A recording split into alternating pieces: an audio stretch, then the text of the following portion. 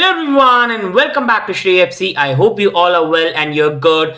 I'm going to today discuss on 5 things I learned from a victory away to Vitality Stadium against Bournemouth in a 3-1 victory. Finally, we have crossed the 40 points.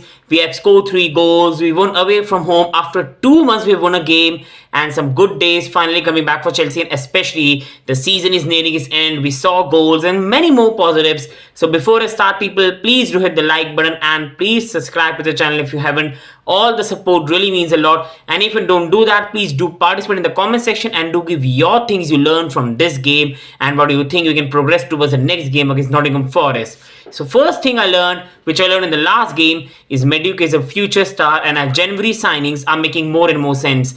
This is not an attack or this is not an something on rivals. I know your rivals, you will have your opinions and I respect that.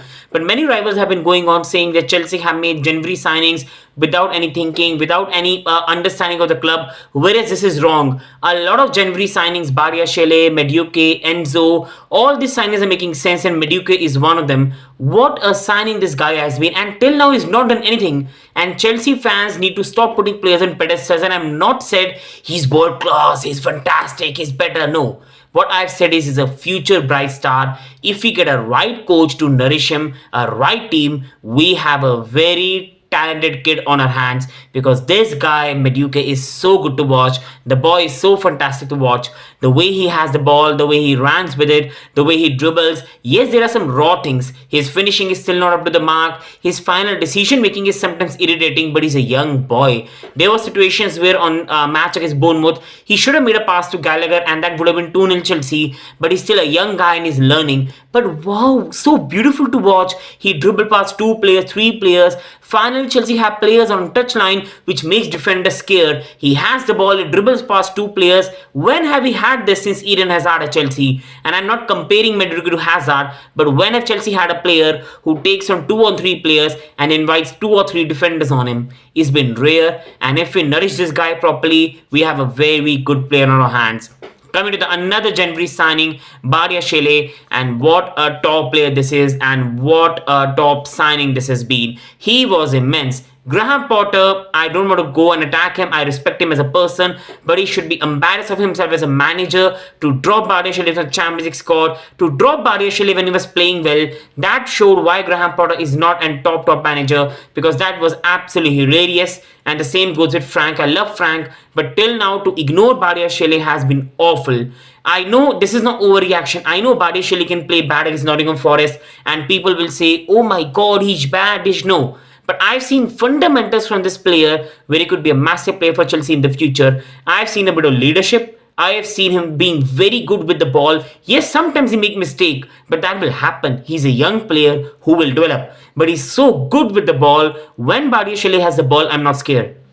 I'm not scared. I know he will get us out of trouble. Badiashile is also very good when free kicks are being taken. He's a threat on those. He's very good in tackles, interceptions. His positioning is right. And in the start of the season with Thiago Silva was playing so well and then suddenly banished from the squad and his confidence just went away and that was bad. He came back and again he formed a partnership with Thiago Silva and instead he was better than Thiago Silva on the day and he was so good. And especially with Badiashile, Chelsea can play much better from the back. And I think with Trevor Chalobah at right back, we have much better balance till the end of the season. And next season with Livy Colville coming, more centre-backs coming, I think it's just not Badiashile. I also learned that Chelsea's centre-back future is very bright. And one thing that in future is going to serve us well, Badiashile, Livy Colville, I think we can even with the pre-season develop Ampadu, but we have to see in that. Trevor Chalobah is a player who gets very underrated. I'll talk about him later in the video. He deserves his respect.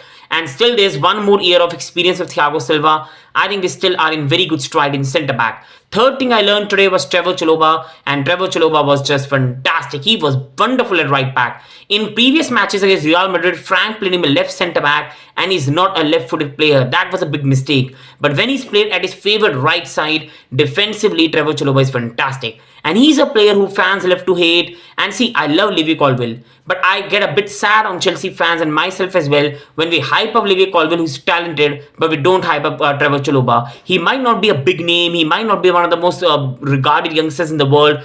but Trevor Chalobah has to get more respect on his name. He's a very good player who always gives his best for Chelsea, and I cannot remember a disastrous display on Trevor Chalobah. Yes, he might not put 10 out of 10, but he always has 7 out of 10, 6 out of 10, 8 out of 10 display for Chelsea and deserves more respect. It was not even his natural position, and he was so good. Like, he fought for the badge. He was good with his defending. He was good with his passing. He went forward whenever required and made a good partnership with Madueke. And I think Chalobah deserves more respect on his name for me. Number 4 I'm going to talk about is Conor Gallagher. I think, see, again, I'm not saying Conor Gallagher should be staying at Chelsea or all that. I still think he might not be very good enough for a club like Chelsea, but he does not deserve so much criticism he gets from fans. He is not as bad as Chelsea fans portray him to be, and I've said on this channel, it's not Conor Gallagher's mistake Thomas Tuchel used him in pivot. It's not Conor Gallagher's mistake Frank Lampard treats him like a striker or wants to play him like N'Golo Kante. That is not his attribute.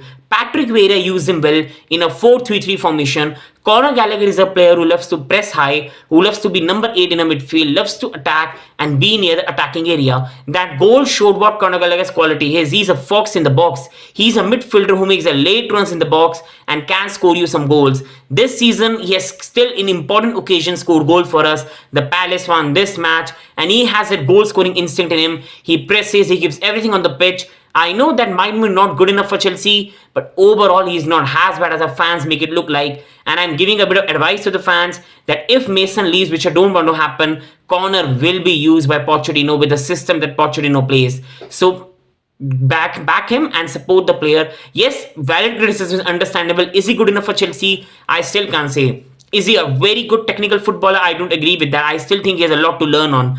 But he's still not as bad players as the fans have made it look like.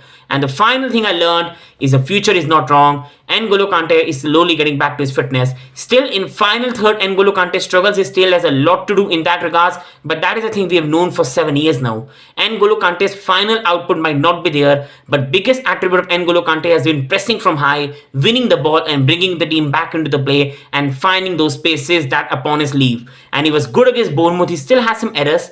He still was easily dismantled because we had no DM, but overall, he still pressed from high, he still won the ball, he still put in the cross for Conor Gallagher, and he's not as bad as on the ball as we make it look like. And with a competitive midfield next season, like a Lavia, like a Enzo Fernandez, with a more structured team, I think we are in for a bright midfield in the future, and this season might be disastrous, but the future of Chelsea is not finished. On that note, people, I end the video. Please do like, please subscribe if you haven't, and please support the channel, and do put your comments in the comment section below about the video and things you learned in this match, if anything you agree with me or disagree, and hope you all have a very, very great day. Thank you.